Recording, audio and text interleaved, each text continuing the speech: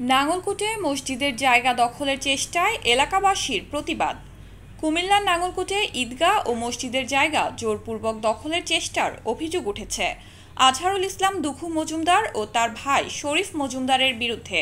তারা প্রভাবশালী ও সন্দাইল মজুমদার বাড়ির মরহুম হোসাইন মজুমদারের ছেলে।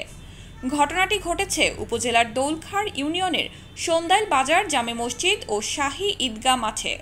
এছাড়াও অভিযুক্তরা ঈদগাহ ও মসজিদের ৬ শতক জায়গা জোরপূর্বক দখল করে বাসা ভাড়া দিয়ে রাখেন।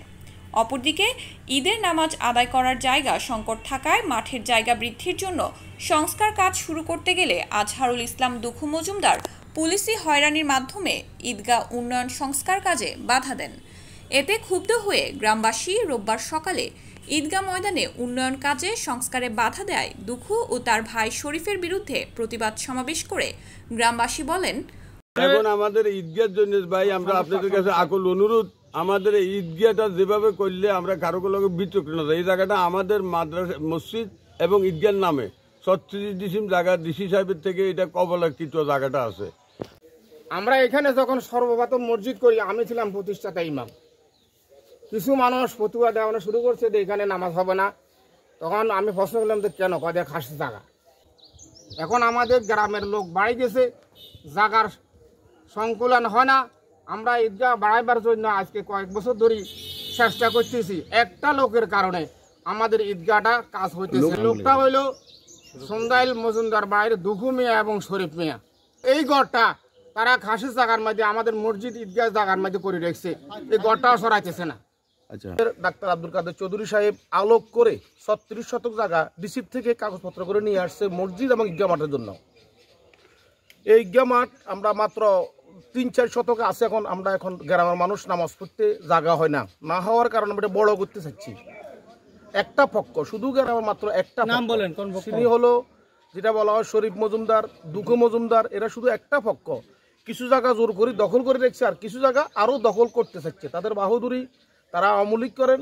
আজকে প্রায় ২০ বছর আমাদেরকে ডিসিএ এই জায়গাটা কবলা করে দিয়েছে ৩৬ শতক জায়গা ৯৯ বছরের জন্য।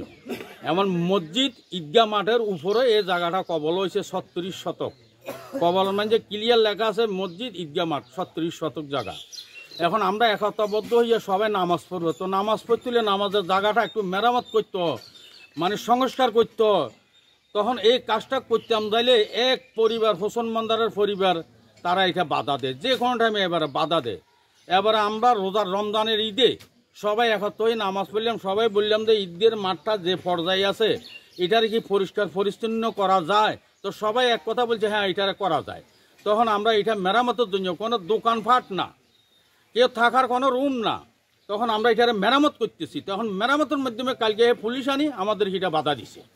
এখন আমরা সরকারের কাছে এটাই বলি, সরকার তো আমাদেরকে এই জায়গা দিছে নামাজ পড়ার জন্য, ডিসিএ মসজিদের জন্য, ঈদগাহ মাঠের জন্য। আমরা সুন্দরভাবে যখন আমরা দুনিয়া যতদিন থাকে কিয়ামত আগ পর্যন্ত আমরা যখন এখানে আল্লাহর নাম ধরি, আল্লাহর রাস্তায় আমরা নামাজ পড়তে পারি। অভিযোগ ওঠা আজহারুল ইসলাম দুখু বলেন, বাজার ৯৬২ যে জায়গাটা, এখানে ৪৯ শতক জায়গা, এটা কিন্তু সরকারি খাস জায়গা, এটা মালিক হচ্ছে ডিসি। এটা কাজ করতেছে, ওইটাই আমার বাড়ির এন্ট্রি গেট, ওখান দিয়ে আমরা বাড়িতে ঢুকি। তো ওই জায়গাটা ওনারা সংস্কারের নামে আমার জায়গাটা বন্ধ করে দিচ্ছে। ঠিক আছে, তো গভর্নমেন্টের। নাঙ্গলকোট থানার উপপরিদর্শক রবিউল ইসলাম বলেন, অভিযোগ পেয়ে ঘটনাস্থল পরিদর্শন করে চলমান কাজ বন্ধ রাখতে বলা হয়েছে। নাঙ্গলকোট উপজেলা সহকারী কমিশনার মেহেদি হাসান বলেন, জায়গাটি সরকারি খাস কিনা বিষয়টি আমার জানা নেই, তবে উভয় পক্ষকে অফিসে ডেকে বিস্তারিত জানব।